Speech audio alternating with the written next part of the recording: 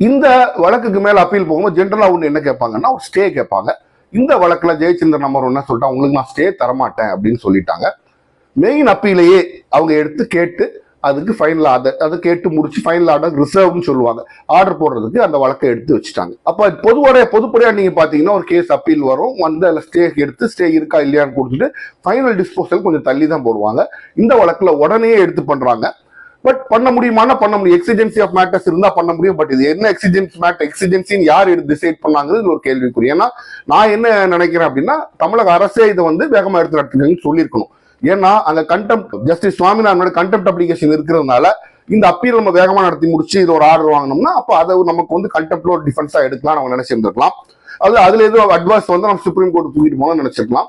அதனால தமிழக அரசு இதை வேகமா நடத்தும் கூட சொல்லியிருக்கலாம். அப்ப 1ஆம் தேதி ரிட் பெட்டிஷன் ஆர்டர் போடுறாங்க, 19ஆம் தேதியே ரிட் அப்பீல், அதுக்கு மேலான மேல்முறையில் எல்லா ஆர்குமெண்ட்ஸையும் கேட்டு ஃபைனல் ஆர்டர்ஸ் ரிசர்வ் பண்ணிடுறாங்க உயர்நீதிமன்றம், ஜஸ்டிஸ் ஜெயச்சந்திரன் அவர்களுடைய அமர்வு.